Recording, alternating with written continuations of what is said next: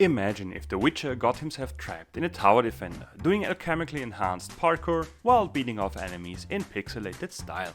Castle of Alchemists is an early access, fast-paced tower defending action RPG which sees us build numerous traps, turrets and towers, defending against waves of enemies armed with gadgets, guns and heavy melee weapons in tough challenges. Maybe it's not hard, but I am just bad, or maybe it is hard and I am bad, or maybe it is bad and I am hard. No, that's wrong. After swapping out the toolkit and weapons countless times to beat the tough levels, I can tell you if Castle of Alchemists is a real fun or a refund.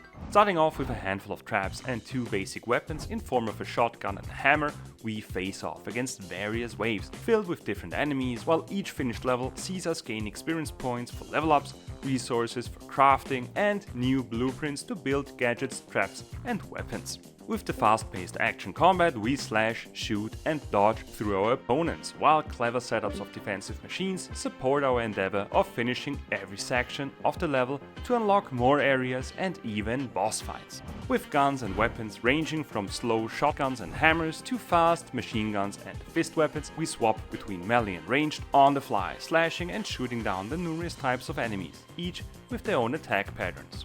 Avoiding these incoming hits can be done by dodging or jumping over obstacles, draining our stamina bar, which also reduces with every impactful melee hit. Alongside the mentioned weapons, we have an arsenal of tools, like drones, traps or throwing bombs at our disposal, while only a limited amount of items, depending on their weight, can be taken into each fight.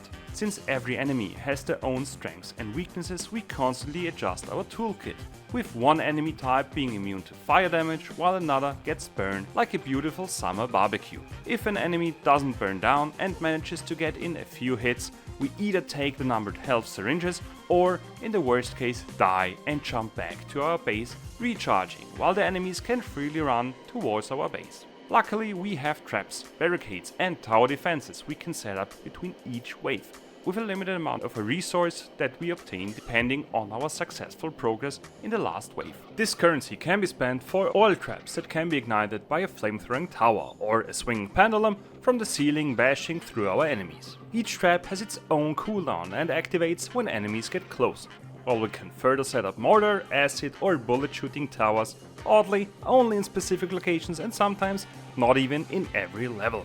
This arsenal of traps, gadgets and weapons is more or less crafted with our own 2 hands. Each finished level sees us gain materials to craft new gear, while the blueprints for those, as well as already set up sets of traps and new towers, are the rewards for a job well done. Each crafted item has a chance of gaining a higher tier level with powerful randomized stats, like a life steal, a higher crit chance or a fiery explosion that occurs every time we dodge. Furthermore, we unlock a handful of different ultimate abilities in form of shoulder cannons, devastating our enemies in one fell swoop. All the various items and weapons we can equip see us change our playstyle multiple times, forming a great amount of replayability on top of the freedom how to fight the numerous waves.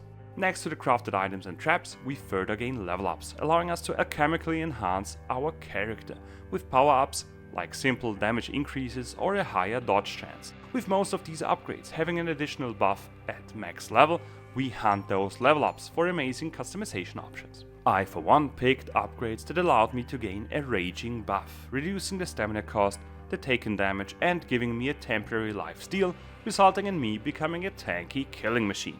With the various customization options, the general great gameplay routine, a somewhat beautiful art style and a challenging learning curve, the only minor issues I encountered were the length of some missions and lacking impact of a few traps compared to others. Regardless of that, I would say that Castle of Alchemists is a real fun instead of a refund. Woo! Would you agree with my verdict? Let me know in the comments and don't forget to call your parents once in a while.